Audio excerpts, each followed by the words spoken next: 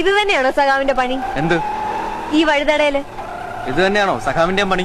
എന്ത്? എന്റെ പുറകെ നടന്ന് ഈ കാശ് കൊടുക്കല്. എന്നാ ഒരു നീണ്ട ലിസ്റ്റ് അങ്ങോട്ട് തരാൻ കൊടുക്കോ? എന്റെ ചങ്ങാതി, ഇതൊക്കെയല്ലേ മനുഷ്യന്മാര് തമ്മിലുള്ള ഒരു ജീവിതം.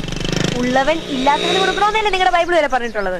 അന്യന്റെ മുതൽ ആഗ്രഹിക്കരുതെന്നും ബൈബിളിലുണ്ട്. ഇയാളെന്നെ ബൈബിളൊന്നും പഠിപ്പിക്കണ്ട. ഇങ്ങനത്തെ ഔദാര്യങ്ങൾ എനിക്ക് ഭയങ്കര ഇൻസൾട്ടാണ്. ഇതൊരു തരം മിഥ്യാഭിമാന. സഖാവിന്റെ ഫാദർ ഹോസ്പിറ്റലാന്ന് അറിഞ്ഞപ്പോ ഞാൻ വന്നത് ഹോസ്പിറ്റൽ ബില്ല് തരാനൊന്നും അല്ല, ഒരു മര്യാദ. വന്നപ്പോ അവിടുത്തെ സാഹചര്യം എനിക്ക് മനസ്സിലായി. എന്റെ കയ്യിൽ കുറച്ച് കാശും ഉണ്ടായിരുന്നു. ബില്ല് അടക്കട്ടെ ചോദിച്ചപ്പോ ആരും വേണ്ടാന്നും പറഞ്ഞില്ല. സഖാവിന് അത് ഇൻസൾട്ട് ആയെങ്കിൽ സോറി, എന്റെ കാശ് ഇപ്പൊ തിരിച്ചു തന്നേക്കും. ഇപ്പൊ കയ്യിലില്ലെങ്കിൽ വൈകിട്ട് കോളേജ് കഴിഞ്ഞ് ഞാൻ വീട്ടിൽ വരാം, അപ്പൊ തന്നാ മതി. ഇന്നോ? ഇന്ന്. ഇന്നിപ്പോ പെട്ടെന്ന് എന്റെ അടുത്ത് തരാൻ പറഞ്ഞ എനിക്ക് പിന്നെ എപ്പ തരും? ഒരാഴ്ചക്കുള്ളിൽ തരാം. അപ്പൊ ഒരാഴ്ച വരെ എന്റെ പണം സഖാവിന് വേണം അല്ലേ? ഒരാഴ്ച കഴിഞ്ഞ് തരാൻ പറ്റിയില്ലെങ്കിലോ? തരും, തന്നിരിക്കും. എവിടുന്ന്?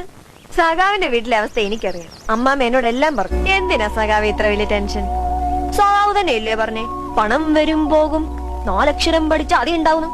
പരീക്ഷ വേണേ 4 അക്ഷരം പോയി പഠിക്ക്. IAS എടുത്ത് വലിയ കളക്ടർ ആവുന്ന അമ്മാമ്മയ്ക്ക് വാക്കുകൊടുത്ത ആളല്ലേ?